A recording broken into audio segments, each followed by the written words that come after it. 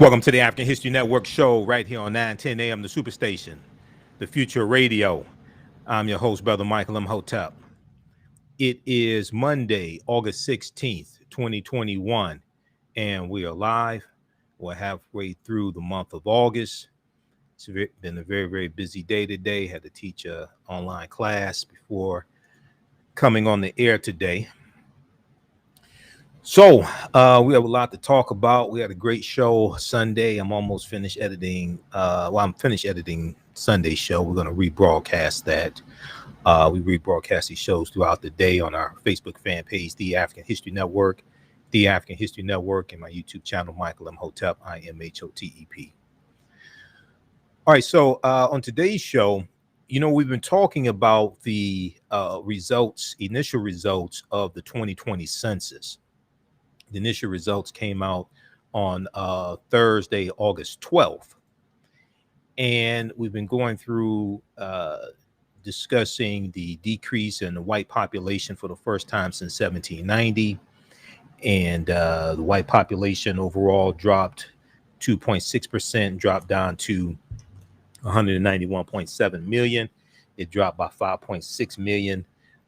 First time the white population has dropped since the census was first taken in 1790. So there's information also coming out about the numbers in Detroit. And the African-American population in Detroit has dropped from the 2010 census, but the African-American population in certain suburbs has grown dramatically. We'll talk a little bit about that today.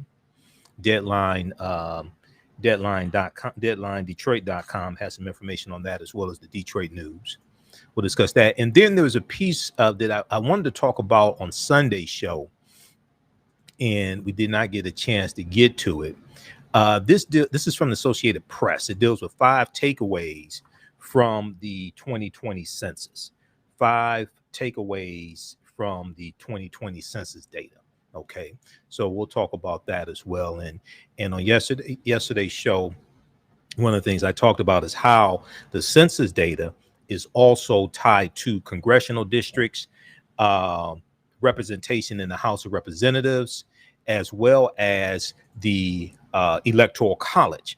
How many seats in how many Electoral College votes states have? That's all tied to the census. The census also deals with the reallocation or redistribution of $1.5 trillion in resources as well. So the census is extremely, extremely crucial. Okay, so we'll talk about that. And then we know that coronavirus is surging. Over the U.S. is averaging over 110,000 new cases per day. But COVID-19 hospitalizations for Americans in their 30s has hit an all-time high. The Huffington Post has a article dealing with this, and I've been seeing information dealing with how the Delta variant is really hitting people in their 30s and 40s and causing many of them to be hospitalized. So COVID-19 hospitalizations for Americans in their 30s has hit an all-time high. And then I've been looking at, so in the South, we know it's back to school time for a lot of states. Florida went back to school. Georgia's back to school. So I've been monitoring some of these things. We know in Florida, I think it's hundreds of students had to be quarantined, sent home to quarantine because of a COVID outbreak. But I'm looking at this piece here from Fortune.com dealing with Atlanta. 2 weeks after opening, Atlanta schools report 4,000 COVID-19 cases. 2 weeks after opening, Atlanta schools, which is in Georgia. Now, Georgia has this dumbass governor, Brian Kemp, Republican, Trump supporter, who stole the gubernatorial election from Stacey Abrams in 2018. Just remember, this election has consequences. When you have idiots in elected office, people die. when you have idiots and elected off, when you have people, dumbasses as president, governors, things like this, people die. Okay. So 2 weeks after opening, Atlanta schools report 4,000 COVID-19 cases. Now, if we look at this here, if we look at this article, let me scroll down here just a second. All right. Where is this here? Okay. If we look at this here from fortune.com, schools open in Atlanta metro area on August 2nd. August 2nd. And that was a Monday. Now, just 2 weeks later, the number of COVID-19 cases among students and faculty has exploded to nearly 4,000. Faculty and nearly 4,000 cases. The startling numbers gathered by the Atlanta Journal-Constitution show just how rapidly the virus is spreading in the state of Georgia, where you have an idiot as governor. And administrators are quickly rethinking their plans, with 10 districts suspending in-person learning already. Now, the changes come so fast that some teachers aren't conducting live online classes, instead only posting assignments for children to complete.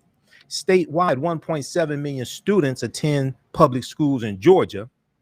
Despite the growing numbers, many parents in affected districts are still voicing opposition to mask requirements for school children, defying a growing national trend. See monkey do. See, okay, let me just continue. Fulton County, where Atlanta is making masks optional, but Atlanta public schools are requiring masks. See, this is what happens when you have poor leadership. They should have mask mandates in Georgia. It's when you got dumbasses like Trump supporters in Georgia. You have to have mask mandates. So you have teachers, you have parents at voicing opposition to mask requirements. If you don't want your children to wear a mask in class to protect themselves and other children and teachers and staff, so you don't take coronavirus home and kill people, keep your damn children at home then. If it means so much to you, keep those little children at home if you don't want them to wear a mask, because your dumb ass is going to get people killed. That's just the bottom line. Atlanta schools have been open for 2 weeks, and you already got 4,000 cases of coronavirus. Come on. So, I'm sitting here, I'm like, come on, you can't be this stupid, but apparently they are. All right, you can't be this stupid, but apparently they are. Okay, so let's continue here.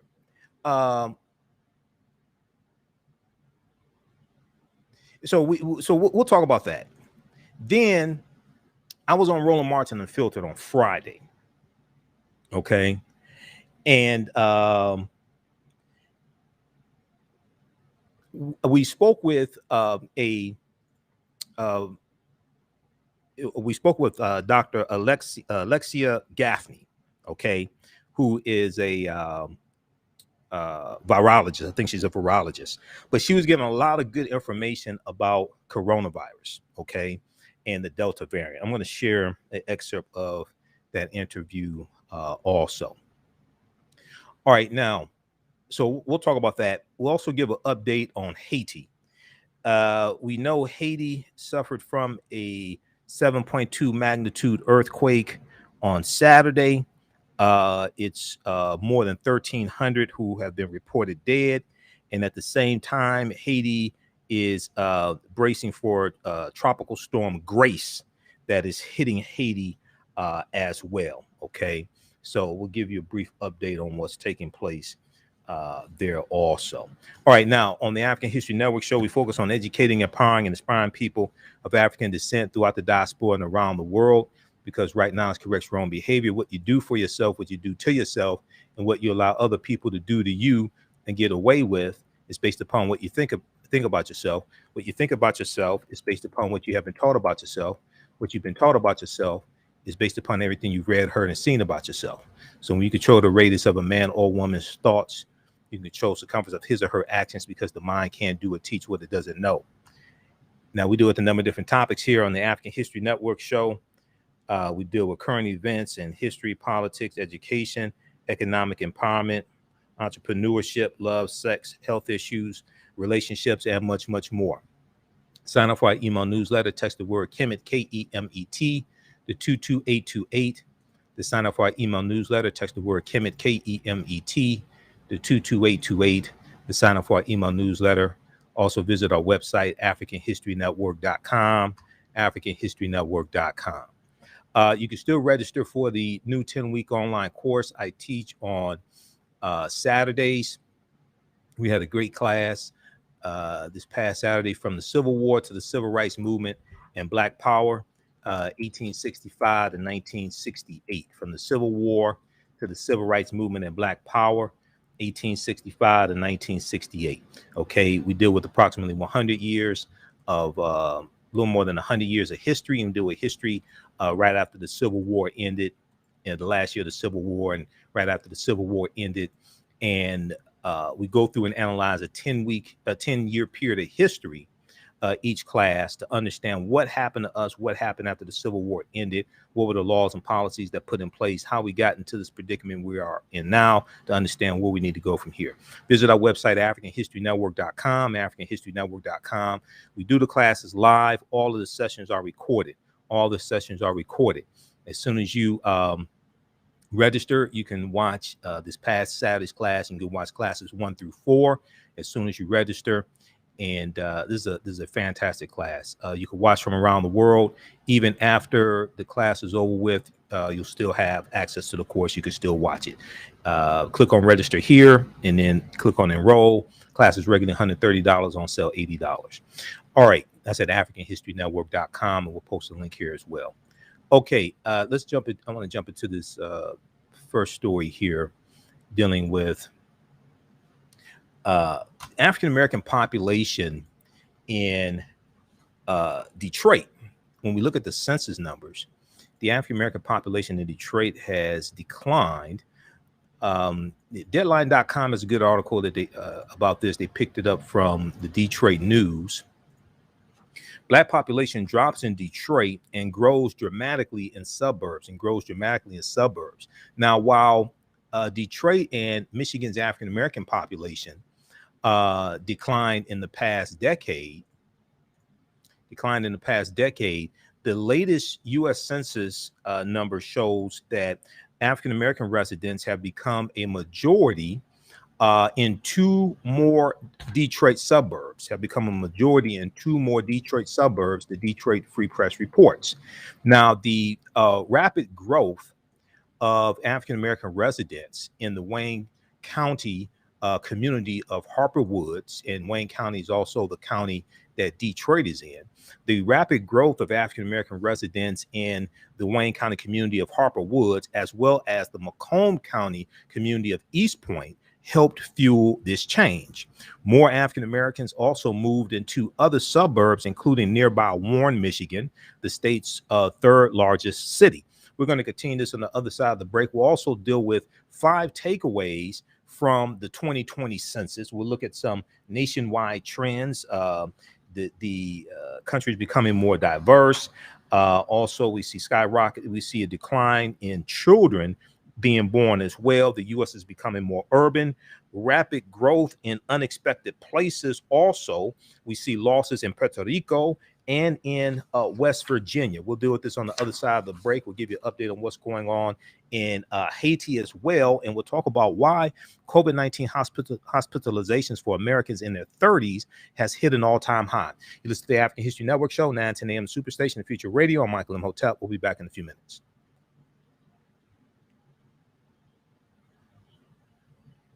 All right, stand by, everybody.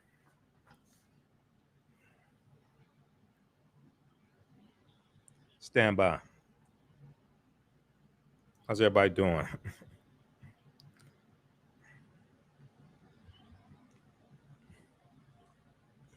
Okay, stand by, everybody. How y'all doing?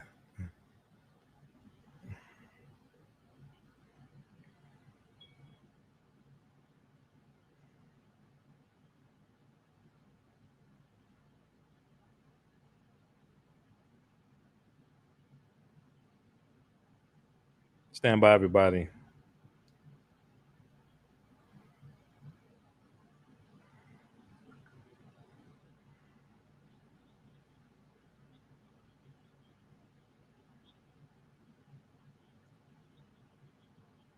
Okay, back from break in 3 minutes.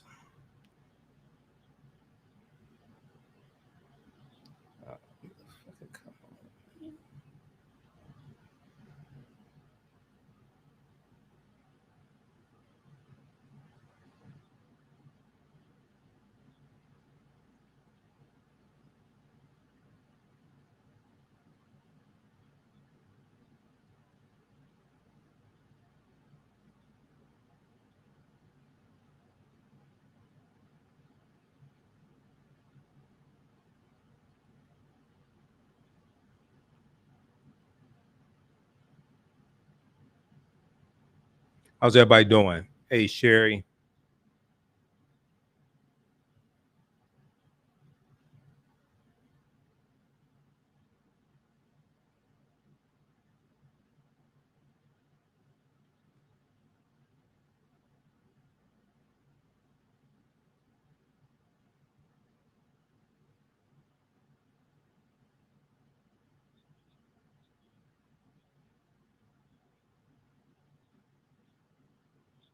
Okay, stand by. We got Becky, Glenn, Diana. Back from break in 2 minutes.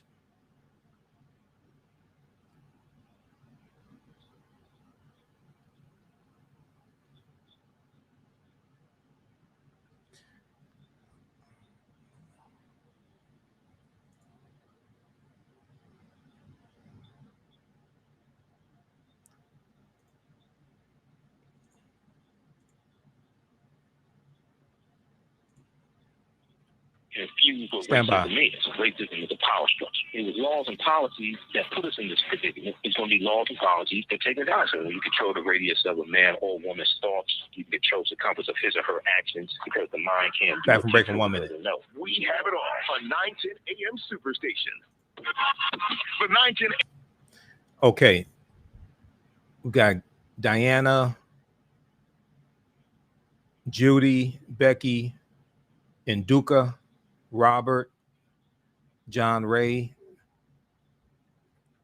910, the Superstation, Detroit's only African-American talk radio. Welcome back to the African History Network show right here on 910 AM Superstation, the Future Radio. I'm your host, Brother Michael Imhotep. It is Monday, August 16th, 2021, and we are live. Hope everybody's doing well. Calling number is 313-778-7600 is the calling number. If you have a question or comment, 313-778-7600 is the calling number if you have a question or comment. All right. Okay. So right before the break, we continued our discussion from we talked about this Thursday show when the numbers came out dealing with the census. Also on Friday's show, I was on Roland Martin Unfiltered on Friday. I think we talked about I can't remember if we talked about this some on Friday. Roland Martin Unfiltered. I did Roland show for 2 hours Friday, then we did this show Friday night. But we talked about this on our Sunday show because we were on Sunday for 2 hours, 9 p.m. to 11 p.m. Eastern Standard Time. So go back and watch the Sunday show, and we'll be re-airing it because I just finished editing the show. It took me a long time. I spent most of today editing yesterday's show. All right, and it'll be an audio podcast format Monday morning also, or Tuesday morning. Okay, so if you go back to this piece here from DeadlineDetroit.com, Black population drops in Detroit and grows dramatically in certain suburbs. Now, more African Americans also moved into other suburbs, including nearby Warren, Michigan, the state's third largest city. Now, much of this is due to African Americans in Detroit moving to suburban communities with affordable housing and good schools, said Kurt Metzger, a demographer who is Pleasant Ridge's mayor. Pleasant Ridge is a little suburb of Detroit. The quote, here we have communities that border the city and which saw large numbers of African Americans moving in the last decade, when more than 180,000 plus African Americans left the city of Detroit. Okay. And a lot of this has to do with gentrification in the city of Detroit, rent increasing, especially in downtown Detroit, rent increasing, property values and the cost of homes, things like this increasing, and people moving to nearby suburbs for better school districts and more affordable housing. Now, they have found, Kurt Metzger went on to say, they have found the suburbs to be welcoming and have continued to move in. Now, the census showed that the African American population grew 58% from 2010 to 2020 in Harper Woods, Michigan, another city outside of Detroit, the suburbs, Harper Woods, Michigan, and 89% in East Point. East Point is on the other side of 8 Mile Road, East Point, Michigan. The Free Press reports. Now, East Point is interesting because East Point used to be called East Detroit. They changed their name back in like 1989, something like that, because they didn't want to have anything to do with the city of Detroit. East Point used to be called East Detroit.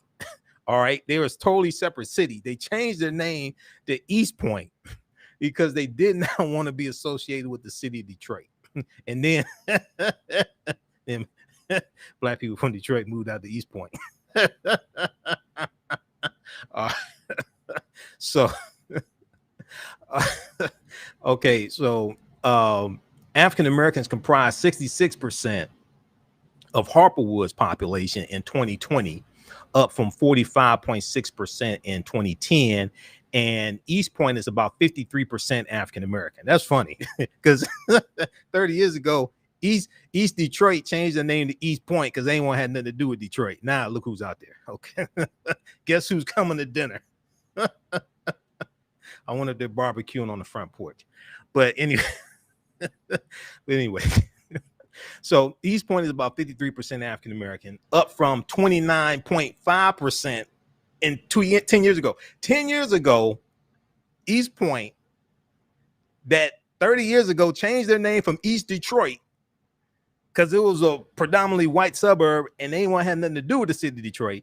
10 years ago, East Point was 29.5% African American. Now they're majority African American, 53%. Okay. Now, the number of African Americans in Detroit went from 82.2% of the population in 2010 down to 77.2% of the population in 2020, while the white, Asian, and Hispanic populations grew. And people, we saw that coming. This is what I warned people about. I told y'all back in like 2013, if Mike Duggan became mayor, I told you gentrification was going to accelerate in the city of Detroit and African Americans were going to be pushed out. And I was correct. Now, suburbs that were already majority African American before the census include Southfield, Michigan, and Oak Park. Check out this piece here from Deadline, Detroit.com. Black population drops in Detroit and grows dramatically in certain suburbs. This is from August 16th, 2021. Deadline, Detroit.com. They picked this up from the Detroit Free Press. So we'll post this link here. 313-778-7600 is the calling number if you have a question or comment. Now, I wanted to look at this piece. I wanted to talk about this Sunday, but we had so much to discuss on Sunday's show. Associated Press has a good piece. 5 takeaways from the release of 2020 census data. 5 takeaways from the release of 2020 census data. And this gives us this information in a snapshot. We're going to go to clip 1 here in just a second, Shakita. So cue that up from Roland Martin Unfiltered, please. And you know, the main article we talked about dealing with the census is from the Washington Post. So a really good piece here. Census data shows widening diversity. Number of white people decline for first time. So read this piece here from the Washington Post. This is from August 12th, 2021. Census data shows widening diversity. Number of white people falls for first time. But if we look at where is that here? Let me pull this up from Associated Press. 5 takeaways from the release of the 2020 census.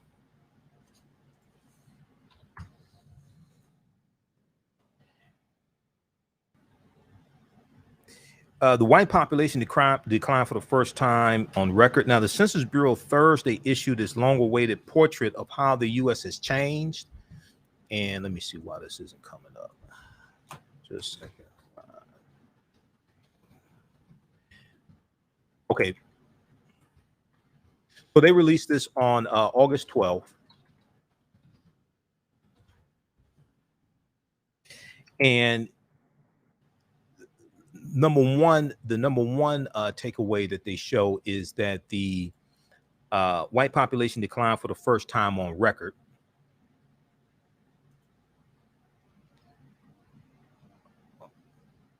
Okay, here, this is what I want right here.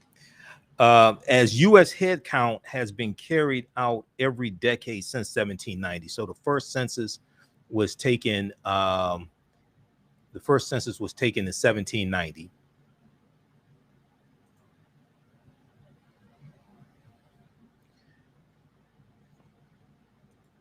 As U.S. head count has been carried out every decade since 1790, and this was the first one in which the non-Hispanic white population nationwide got smaller, shrinking from 196 million in 2010 to 191 million in 2020. And we're going to blow this up here so you can see this. Let's flip over to this here. It wasn't coming up properly from the Associated Press. This is from Cox.com, C-O-X, Cox.com. They picked it up from the Associated Press. Now,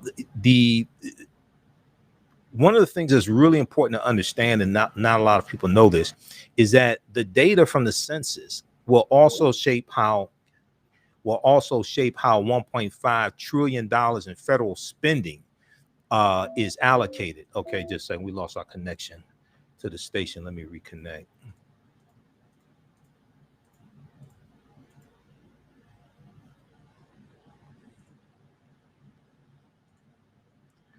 Stand by. Yeah, this is Michael. We lost our connection. This is Michael. Okay.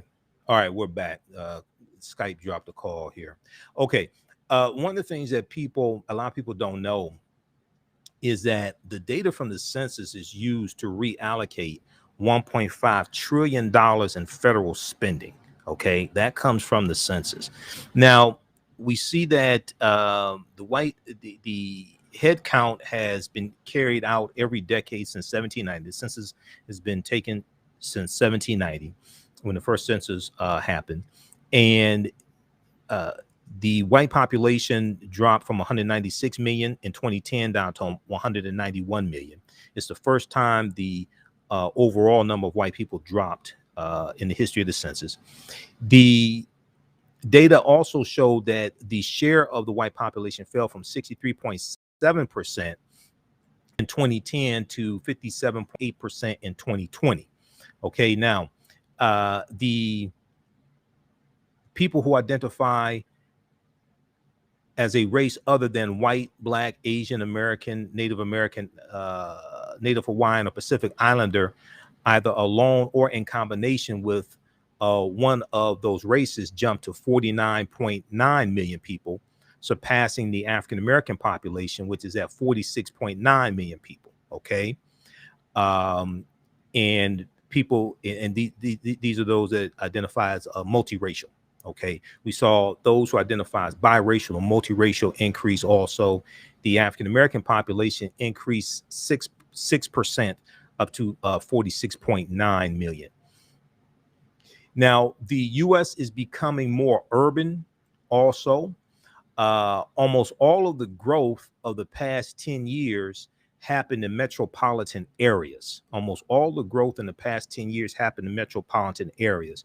More people in smaller counties moved to larger counties. More people in smaller counties moved to larger counties. Around 80% of metropolitan areas saw population gains, while less than half of the smaller or so-called micropolitan areas saw population gains. Phoenix, Arizona was the city with the fastest growing population of the nation's top 10 cities. Phoenix, Arizona. Phoenix moved from 6th place to 5th place, trading places with Philadelphia, which is now the nation's 6th largest city. The census numbers also show a decline in children, and the share of children in the U.S. declined because of falling birth rates, while it grew for adults, driven by aging baby boomers. Adults over 18 years old made up more than 3/4 of the population in 2020. Adults over age 18 made up more than 3/4 of the U.S. population in 2020, or 258 million people, which was an increase of more than 10% from 2010. However, the population of children under 18 dropped from 74 million in 2010 down to 73 million in 2020, a decrease of 1.4%. Now, we also know that in June of 2018, the U.S. Census released a memo that talked about how white people had a negative birth rate in 26 states out of 50. 26 states out of 50. This was in June of 2018. New York Times has an article dealing with this that talks about more deaths than births. Okay, more deaths than births. And they attributed that a lot to the opioid crisis. And what that memo from the Census Bureau said was that 2 years prior, the white people had a negative birth rate in 17 states out of 50. And then in 2018, it was 26 states out of 50. Okay. And all this is leading towards the year 2045, when white people will no longer be the majority population in this country. You have some people who are scared to death of this. For other people, for some white people, this is not a problem. For others, they're pushing the big lie in state legislatures, trying to maintain power. Okay, trying to pass these voter restriction bills, especially in places like Texas, because Texas is 83% non-white, which kind of makes sense because Texas used to be part of Mexico. If you understand the history of Texas, Texas used to be part of Mexico, and then Texas came into the Union in 1845 as a slave-holding state. Imagine that. But go back. It was, what was it, May, when I dealt with I did a show dealing with slavery in the Mexican-American War of 1846 to 1848, and how Colorado, Arizona, New Mexico, California, Utah, and Nevada came to be part of the Union because that was all Mexican territory. And Europeans wanted to take over the entire North American continent. And the Mexican-American War came about because of a territorial dispute. Okay, go back and watch that show. We'll maybe talk about that again soon, because with Texas trying to suppress the teaching of slavery in schools in Texas, is like, well, wait a second, you came into the Union as a slave-holding state. You ashamed of that now? Your Texas state constitution in 1876 had the purity of the ballot box clause because you didn't want black people voting. So you all of a sudden you all ashamed of that now? You don't want nobody, you don't want anybody to know about that. Is that what you're trying to, is that what you're trying to tell me? You don't want anybody to know about that? Skyrocketing Hispanic and Asian growth is something that we also saw. The nation's 7.4% growth rate over the decade, the smallest since the Great Depression. So The overall population of the U.S. grew by 7.4% over 2010. That's the smallest growth since the Great Depression of the 1930s, which makes sense. Largely propelled by a Hispanic Latino boom. The Hispanic population grew by almost a quarter over the decade from 2010 to 2020. By comparison, the non-Hispanic growth was 4.3%. Hispanic stood at, or Latino stood at 62.1 million residents in 2020, or 18.7% of the U.S. population, up from 16.3% of the U.S. population. African Americans are at 12.1%, pretty much staying steady at 12.1%, but our overall population increased by 6%. Read the rest of this here at cox.com, cox.com. Explainer 5 takeaways from the release of 2020 census. Okay, this was originally picked up by Associated Press. Well, that originally came from the Associated Press. Okay, you'll hear more about the census numbers. You'll hear more panic. You'll hear more fear of the browning of America, the fear of a black planet. You're going to hear a lot more of that as well. All right. COVID-19 cases. We're seeing an explosion of hospitalizations for Americans in their 30s. It's hitting an all-time high. Okay. Now, when I do these stories, I ain't trying to scare anybody. We deal with informing people. Proper documentation ends all conversation. We're not trying to scare anybody. But when you have school children, 4,000 cases between children and staff in Atlanta schools in 2 weeks. We're going to go back to that story in just a minute. Because, see, this is what I've been saying. This stuff, I said this, I think it was Friday. It is either last Friday or Friday before last on Roland Martin Unfiltered. This stuff is about to explode.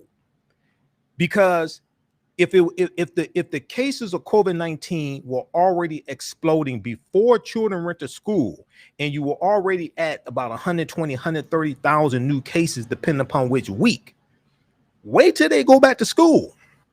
And you got adults and children, and you got idiots like Governor Ron DeSantis of Florida and Governor Brian Kemp of Georgia and Governor Greg Abbott of Texas, who are against mask mandates in schools.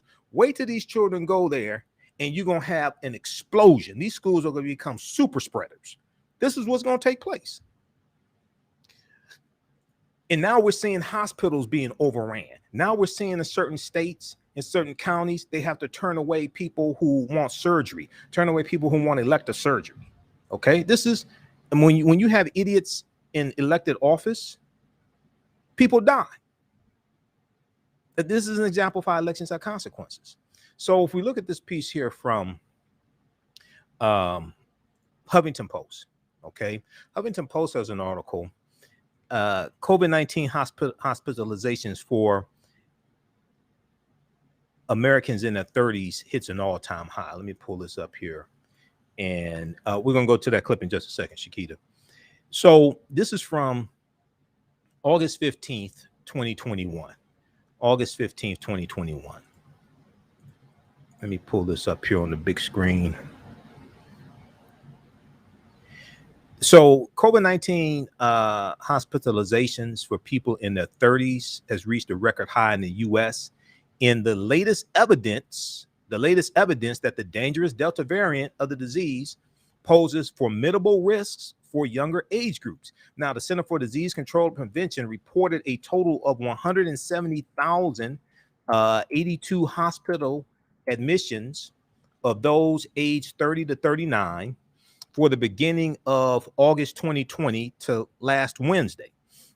The number of daily admissions based on a 7-day average jumped from 908 the week beginning July 29th to 1,113 the week starting August 15th. That's a 22.6% bounce. So the number of daily admissions based on a 7-day average went from 908 the week beginning July 29th to 1,113 hospital admissions the week starting August 5th. Okay, that's a 22.6% increase, and it's still climbing. Now, hospitalizations for children suffering from COVID-19 also hit a record high with 1,902 1,902 children in hospitals across the nation on Saturday, August 14th, according to data from the Department of Health and Human Services. Reuters.com reported. This is hospitalizations for children suffering from COVID-19. Now, children currently account for about 2.4% of all COVID hospitalizations in the U.S. Not only are more children being affected in this wave of the disease, but they're experiencing more serious symptoms. They're experiencing more serious symptoms, according to several reports. Children under 12 are not yet eligible for vaccinations, making them more vulnerable to the illness. Then you got idiotic governors that won't do the right thing and impose mass mandates, which puts children in jeopardy. The children take it back home to their parents. They take it home to their grandparents. Okay. They take it back home to their brothers and sisters. And what happens? Schools become a super spreader facility. Now, Sally Goza, former president of the American Academy of Pediatrics, said, this is not last year's COVID. This is not last year's COVID. This one is worse, and our children are the ones that are going to be affected by it the most. Now, despite the terrifying new risk to children, a number of dumbass Republican governors and state legislatures are banning mask mandates at schools, because governors like Ron DeSantis wants to run for president and he wants to appeal to idiotic Trump voters, but he don't realize it's going to be less Trump voters to vote for you because they're dying of COVID, because you're too stupid to tell them to wear a mask. And state legislatures are banning mask mandates at schools and refusing to promote vaccinations to the adults who surround them, even though their Lord and Savior Donald Trump got vaccinated. Which don't even, your Lord and Savior Donald Trump got vaccinated, but you won't. Now, personally, I hope you don't, but I'm just saying, I'm just saying, wait a second, your Lord and Savior Donald Trump got vaccinated, but you won't. Okay. Now, and then, you're not even going to try to preserve your life and wear a mask. Okay. And preserve the lives of those around you. All right. Now, if you're that dumb, well, that's on you. I'm just saying that don't even make sense. Now, the new clearly susceptible age groups represent a major change from the first wave of the pandemic, when the elderly were by far the hardest hit by COVID. That may have given those in their 30s a false sense of security and a relaxed attitude about safety precautions like wearing masks and maintaining social distancing. Okay, read the rest of this article here from Huffington Post, and we see that where we at? 100 new infections in the nation are surpassing 123,000 each day. So we have 123,000, over 123,000 new cases of coronavirus each day, based on a 7-day average, according to Johns Hopkins University. Okay, so check this out, and let's see. The 7-day average of daily COVID deaths in the U.S. reached 645 on Friday, almost doubling in 2 weeks to hit the highest point since May of 2021, Bloomberg reported. Read this piece here from Huffington Post. COVID-19 hospitalizations for Americans in their 30s hit all-time high. Okay, Shakita, let's go to this clip here quickly. This is from Roland Martin Unfiltered. This is from Friday, August 13th. And we were speaking with Dr. Alexia Gaffney, and we were talking about coronavirus. Okay, let's go to this clip. All right. Dr. Alexa Gaffney, thanks for coming on today. Question for you. Can you talk about how the mRNA technology is not new, the technology that the Moderna vaccine is based upon, and the other vaccine? Can you talk about how that's not new technology? One of the apprehensions that people have is they say that the vaccine was rushed. Now, I think Trump naming it Warp Speed, the whole project Warp Speed, I don't think that helped anything. Yeah. Can you talk about that? And also with the Delta variant, why is the transmissibility so much more higher than with the coronavirus strains we were dealing with in 2020? Sure. So as far as the production of these vaccines, remember, COVID-19 is SARS-2 coronavirus, and there was SARS-1 that happened well over a decade ago. And SARS-1 was not as transmissible, but much more deadly than COVID-19 even.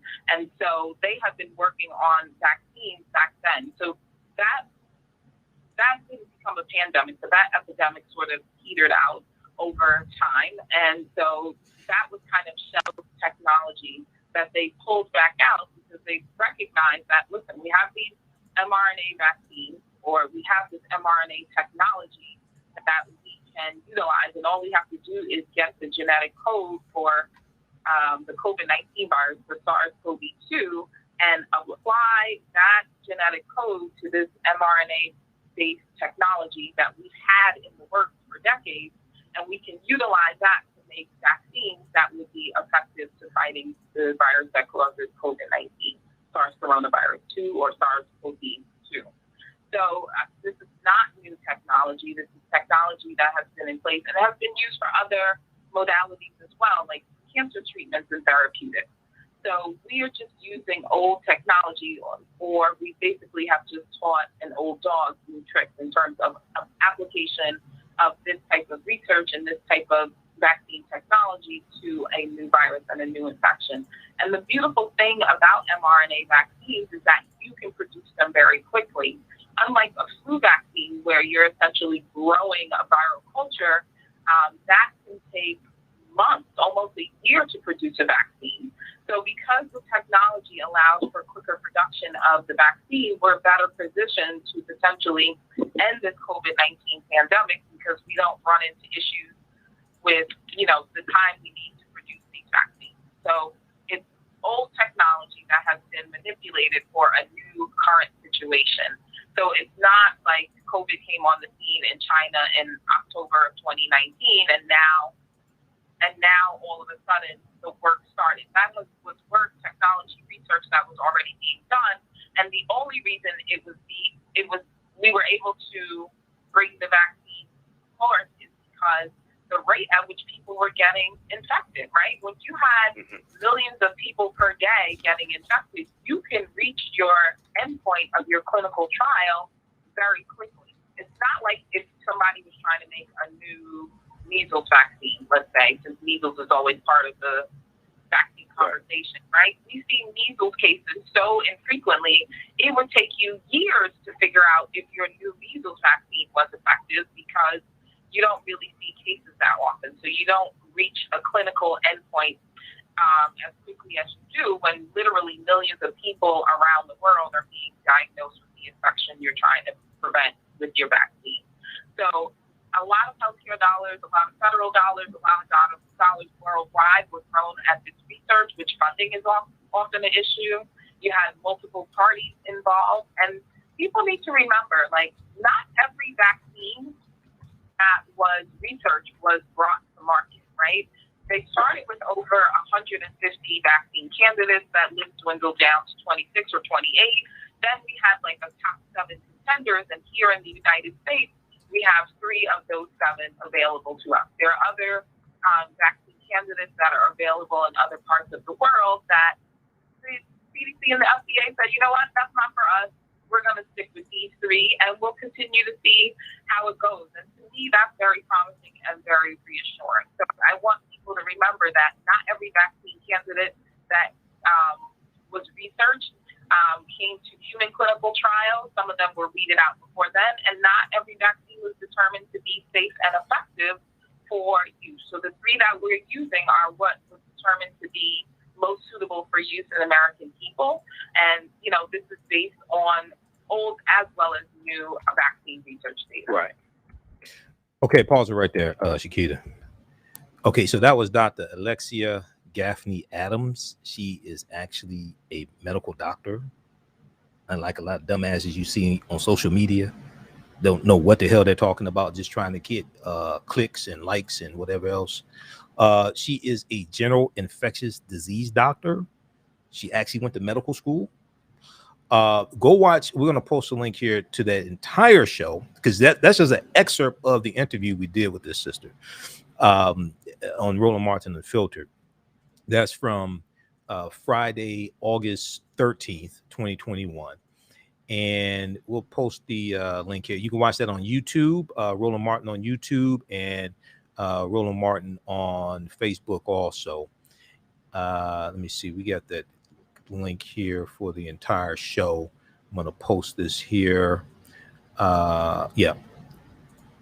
That was FDA. Okay. Yeah, that's from the August 13th edition of Roland Martin Unfiltered. So it was an excellent interview we did with her. Those watching on Facebook and YouTube, keep watching. We're going to keep broadcasting for a couple more minutes. We'll squeeze in this information dealing with Haiti. And I want to go back to the story dealing with the students in Atlanta. Register for the new 10-week online course I teach on Saturdays, 3 p.m. to 5 p.m. Eastern Standard Time, from the Civil War to the Civil Rights Movement and Black Power, 1865 to 1968. Visit AfricanHistoryNetwork.com and register there. Also, I will have a vendor booth in Peck Park at the 38th Annual African World Festival, Friday, August 20th through Sunday, August 22nd. We'll post updates on our website, AfricanHistoryNetwork.com. I'll be in the Peck Park area of the African World Festival at the Charles H. Wright Museum of African American History. Right now, it's correct wrong behavior. It's not over till we win. Wakanda forever. We'll talk to you tomorrow. Peace. All right, stand by. Okay, we're going to keep going for a couple more minutes. Let me squeeze in this information. I'm going to go back to this story here from I want to go back to the story from Atlanta. Okay. And yeah, those in Detroit area, I'll be at the African World Festival all 3 days, Friday, Saturday, and Sunday. We'll have a vendor booth there. I'll have my DVD lectures. We'll be registering people for the my online courses also. And then Detroit Rocks the Runway will be on Friday. It starts at 8:30. We have Piper Carter from Detroit Rocks the Runway fashion show at the African World Festival. We had her on the show yesterday. So go back and watch Sunday's show, Sunday, August 15th show. But I'll have a vendor booth. I'll be out there all 3 days, Friday, Saturday, Sunday, August 20th through the 22nd. This is at the Charles H. Wright Museum of African American History, the 38th Annual African World Festival. All right. I want to go back to the story here we talked about at the beginning of the show, and then we're going to get this information in on Haiti and get out of here, because I had to teach a class today. 2 weeks after opening, Atlanta schools report 4,000 COVID-19 cases. So schools opened in Atlanta metro area on August 2nd. Now, just 2 weeks later, the number of COVID-19 cases among students and faculty has exploded to nearly 4,000 cases. Okay, now this isn't 4,000 students that have to be quarantined because like 20 people got COVID-19. This is 4,000 cases, nearly 4,000 cases of COVID-19. There's a difference, because see, in Florida, they had to send home hundreds of students and things like that because to be quarantined, but everybody didn't have COVID. Here, these are cases of COVID. Now, the startling numbers gathered by the Atlanta Journal-Constitution show just how rapidly the virus is spreading in the state. But it don't spread as much as stupidity, though. Stupidity is a bigger virus. Stupidity spreads faster than the Delta variant. Okay. Stupidity is about as fast as Sha'Carri Richardson. All right. That's how fast stupidity is. And administrators are quickly rethinking their plans, with 10 districts suspending in-person learning already. Now, this is just me, okay? This is just, if you don't have mask mandates in in-person schools, why would you open the school back up and coronavirus cases are surging in like 48, 49 states? if you're not going to have mass mandates, why the hell would you open the schools back up? That don't make sense to me. I'm sorry. You know, I don't have a master's in education. I'm not a doctor, but I'm like, wait a second, hold on. Coronavirus cases are surging all across the country. You're dealing with the Delta variant, which the transmissibility is much greater. It transmits much easier, and it's infecting children. With that being the case, if you're not going to mandate masks, why would you send the children? Why would you open the schools back up to children? I mean, you're just asking for trouble. So the change has come so fast that some teachers aren't conducting live online classes, instead only posting assignments for children to complete. Now, statewide, 1.7 million students attend public schools in Georgia. Now, despite the growing numbers, many parents in affected districts are so dumb that they're voicing opposition to mask requirements for school children. I wonder who they voted for president. I'm just curious. Defying a growing national trend. Okay, I wonder how many of them watch Fox News all day and OAN and Newsmax. Now, Fulton County, where Atlanta is located, is making masks optional, but Atlanta public schools are requiring masks.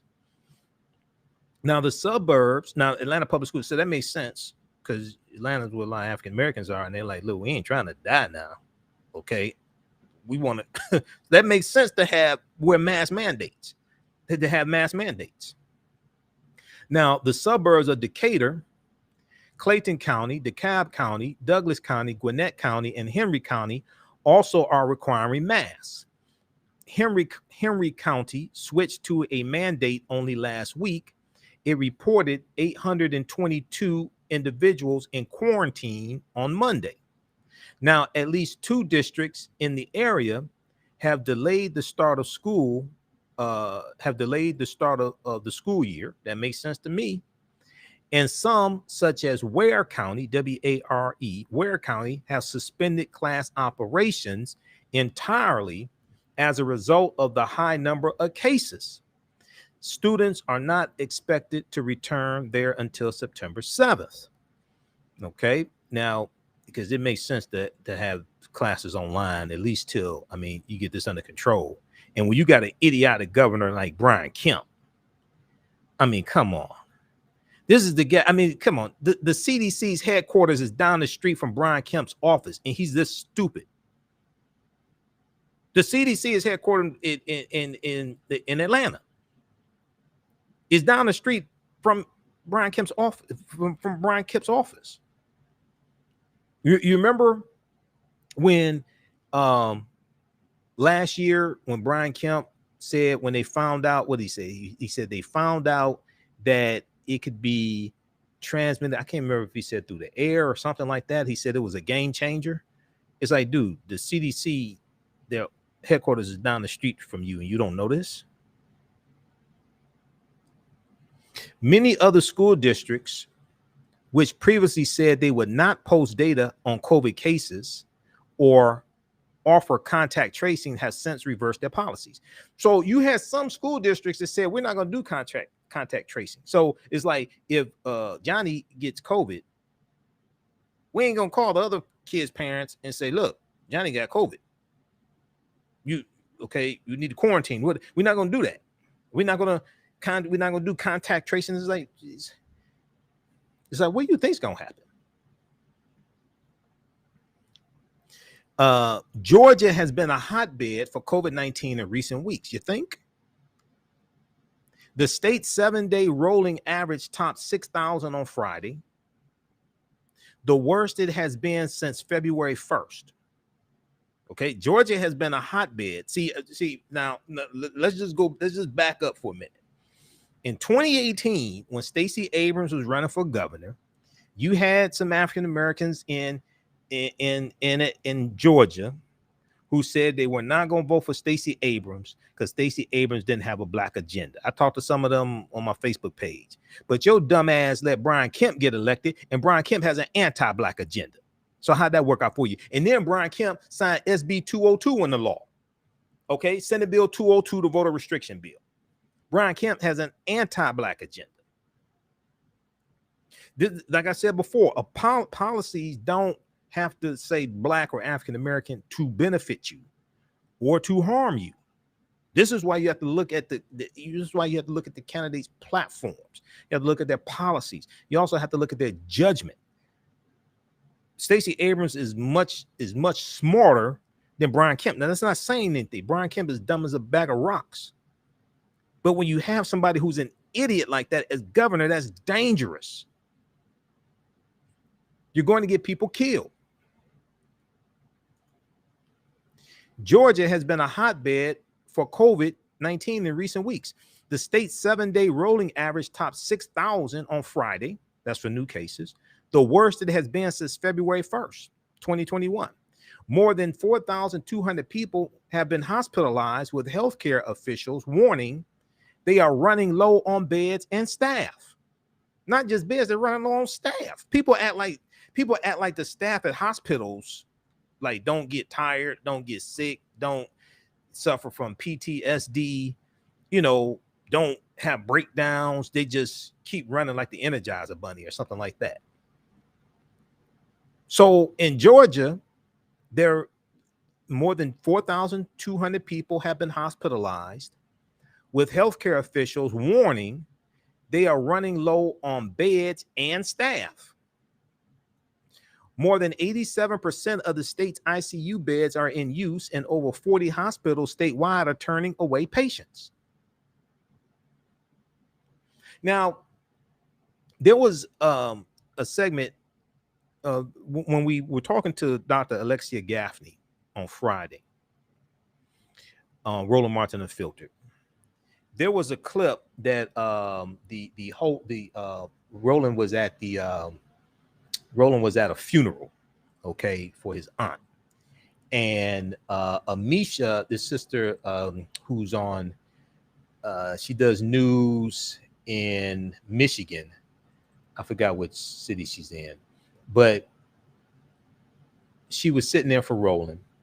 She played this clip of this guy who was talking about how his wife had to be discharged from the hospital, and his wife, she was in the hospital for something. It wasn't for COVID, but his wife had to be discharged from the hospital to open up beds for COVID patients coming in. And he was saying the question, he was asking the question, he was saying, look, if you don't want to take the vaccine, okay, well, that's on you. But why you go to the hospital for treatment if you don't want the vaccine? If you don't want to take the vaccine, then you get COVID. Why are you going to the hospital for treatment? It's like he's saying, like, okay, if you don't trust the vaccine, then why are you going to the doctor to get treatment for COVID? Just keep your ass at home. Because you didn't want to, especially people who didn't wear masks. Now, I'm not talking about people who, I'm not talking about children who can't get the vaccine. I'm not talking about people who, because I have a friend who, she has allergic reactions to medication, so she can't take the vaccine. I'm not talking about that, okay? But it's like, wait a second. If you don't want to get the vaccine because you don't trust the science, then why are you going to the doctor when you get sick with COVID? Why don't you just stay at home? Because now you're taking up a bed in the ICU for somebody who really needs it. So more than 87% of the state's ICU beds of Georgia are in use, and over 40 hospitals statewide are turning away patients. Governor Brian Kemp has resisted calls to mandate vaccines or masks because he's an idiot. The Governor Brian Kemp gonna get a lot of people killed. I'm just telling you right now. He's a dumbass. This is what happens when you let an idiot who's against science, who's a Trump supporter, okay? This is what happens when he becomes governor. Read the rest of this article here. 2 weeks after opening, Atlanta schools report 4,000 COVID-19 cases. August 16th, 2021, Forbes.com. We'll post the link here. All right, lastly, let's just do this quick update on Haiti, and then we've got to get out of here. So there's a piece here from there was one from, where was this? There was one from Washington Post. So we're at over 1,400 people who have been killed by the 7.2 magnitude earthquake. There were 15 aftershocks, at least 15 aftershocks also. We talked about this on yesterday's show. Aid workers scramble to save Haiti earthquake victims as storm barrels in. Rescue workers and doctors with little equipment worked feverishly Monday to save victims of the massive earthquake in southwestern Haiti as a powerful storm, Tropical Storm Grace, threatened to unleash flooding and further snarl aid efforts. Heavy rain started dousing the country on Monday afternoon, creating yet another crisis for exhausted, newly homeless people who needed shelter. Officials estimated that Tropical Depression Grace would dump 5 to 10 inches of rain on the region by Tuesday. The U.S. National Hurricane Center warned that Tropical Storm Grace, while downgraded from a tropical storm, could still cause flash flooding and mudslides in Haiti and the Dominican Republic. We're pleading for help, Marie-Helene La Esperance, mayor of the harbor town of Pastel, told Haiti's Pacific Radio. Every house was destroyed. There's nowhere to live. We need shelters, medical help, and especially water. We've had nothing for 3 days, and injured victims are starting to die. Now, I want to go to this clip here from NBC Nightly News. Let me cue this up here because we ran out of time on 9:10 a.m. The superstation WFDF. We had it queued up there. Haiti hit by a serious storm after deadly earthquake. So just give me a second here. Let me cue this one up. Okay, an urgent relief effort is underway after a powerful 7.2 magnitude earthquake hit Haiti about 5 hours south of Port-au-Prince. The Haitian government says more than 1,400 people were killed and thousands were injured. Now, Tropical Depression Grace is drenching the region and raising concerns. Okay, we're going to go to this clip here in just a second. All right. This is Lake High, the largest town to bear the brunt of Saturday. Southwestern Haiti tonight, mangled misery. This is Lake High, the largest town to bear the brunt of Saturday's monstrous earthquake. This used to be a massive 5-story hotel. An untold number of people died here, and right now the search and rescue mission is over, and a demolition is underway. The 7.2 magnitude quake was more powerful than the 2010 catastrophe that killed an estimated 250,000 people. But this one hit a much less populated area, about 5 hours south of Port-au-Prince. Still, the Haitian government says more than 1,400 people are dead. At least 6,000 are injured, many crushed by collapsing buildings. So many families displaced, with more than 37,000 homes damaged or destroyed. And now, as Tropical Depression Grace drenches Haiti, concerns about new mudslides, with so many communities already cut off. This is near the earthquake's epicenter, and people here are desperate. This hospital is overwhelmed, and they've set up beds outside with men, women, and children hooked up to IVs under the hot sun. Some of them are still searching for family members days after the quake.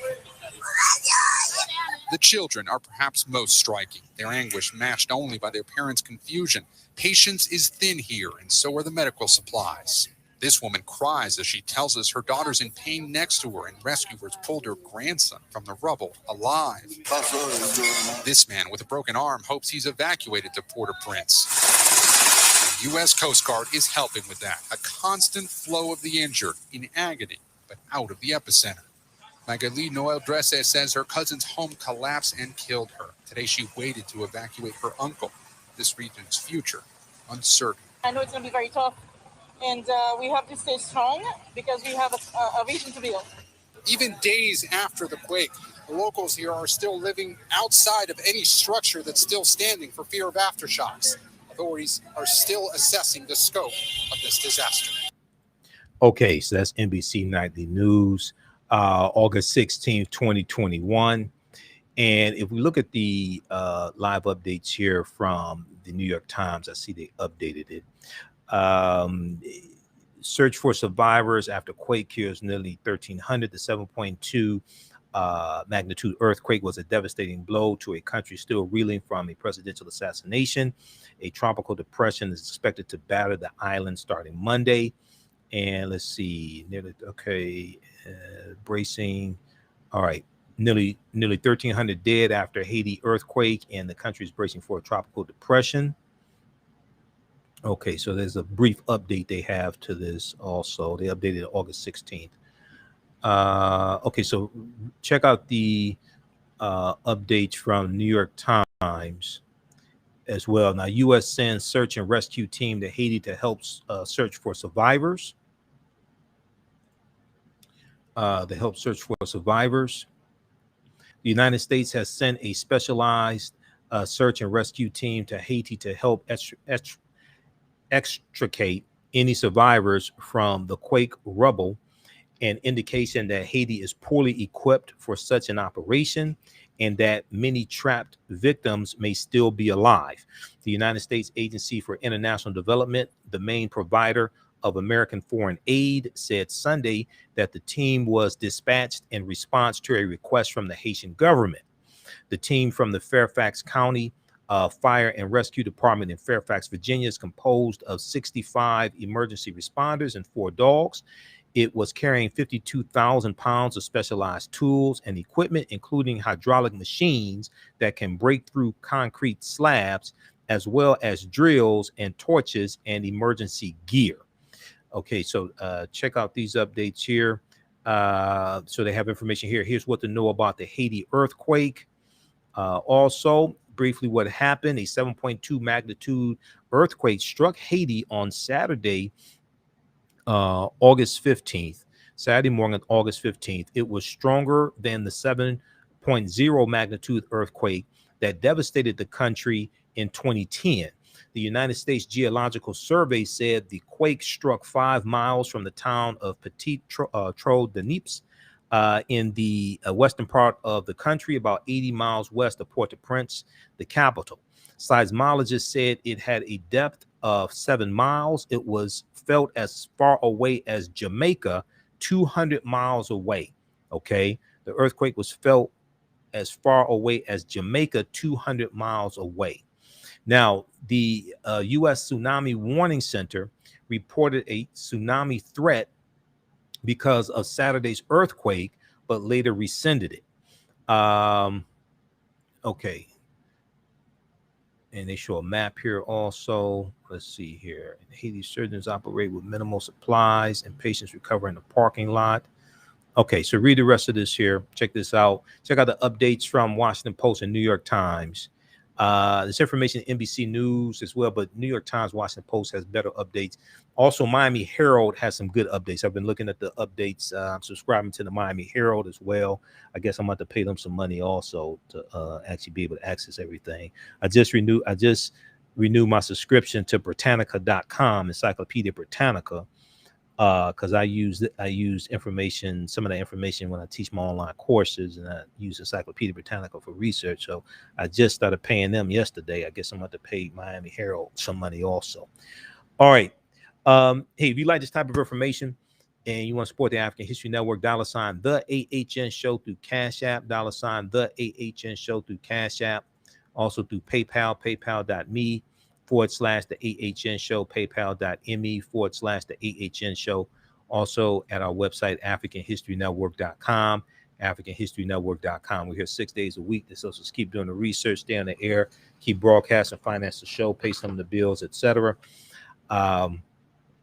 Also register for, so this is our official Cash App account, $ TheAHNShow, SHOW. And when you go to it, it shows my name, Michael, and shows my picture there. These other ones are fake African History Network Cash App accounts. I did not set these up. I don't know who set them up. That's not me. I've already reported them to Cash App. I'm trying to get them shut down.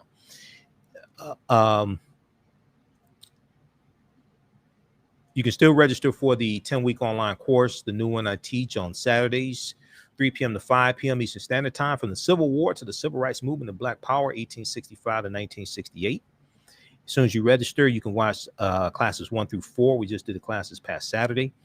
And we do a history after the Civil War ended and throughout the Civil Rights Movement and into the Black Power Movement, Jim Crow era, World War I, World War II, etc. All right, so visit AfricanHistoryNetwork.com, and we'll post a link here also for that. All right, look, we have to get out of here. Remember, at the African History Network, we focus on educating, empowering, and inspiring people of African descent throughout the diaspora and around the world, because right now it's correct wrong behavior. It's not over till we win. Wakanda forever. And we'll talk to you tomorrow. And also, I'll see you all at the African World Festival in Detroit, Friday, August 20th through Sunday, August 22nd at the Charles H. Wright Museum of African American History. I'll have a vendor booth there. I'll be in the Peck Park area of, I think it's down the street from Brush. But everything's outdoors. Everything's outside this year. And I'll have a vendor booth in the Peck Park area. We'll have updates at our website, AfricanHistoryNetwork.com. All right.